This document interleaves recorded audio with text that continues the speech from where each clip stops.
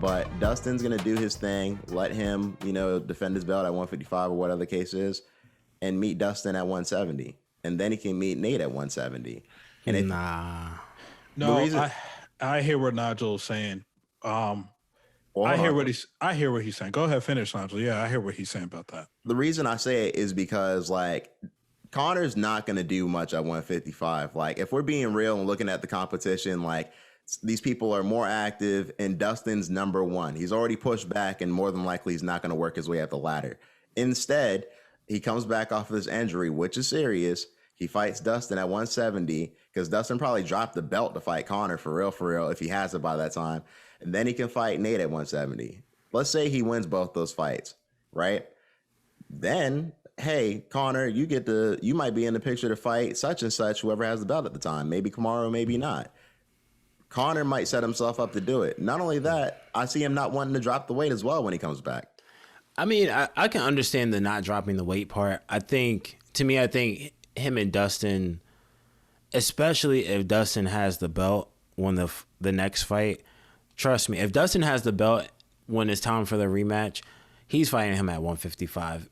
Because, I mean, let's be honest, right? When it's all said and done, Conor McGregor is the cash cow for the UFC still. At the end of the day, he'll fill the arena, especially the way this last fight ended. He'll fill the arena with no problem. Just himself. Dustin doesn't even have to say a word. To me, I personally, especially if Dustin has the belt, I think 155 it'll be 155 for Dustin, then bump up to 170. I do agree that he probably won't want to cut the weight, especially with having a new lower body injury. But trust me, for him to be able to fight for the belt again in a rematch to a guy he's technically speaking he's lost to twice, those odds don't come around for many fighters. Go ahead, Lau. I just want to say this before we go to the co-main event, because we still have to speak on that a bit. I agree with Spence. If Dustin has the championship, he could very well be the champion by the time Connor's able to fight again. Spence is right. That fight is going to be at 155 because it's going to angle Connor. He's going to be two-time lightweight champion, blah, blah, blah, blah, blah. Right? Now, if Dustin, for whatever reason, doesn't have the championship by the time Connor comes back, this is where I agree with Nigel. They're going to do a 170 thing. 170 is a bigger weight class to promote. Plus, they have that thing.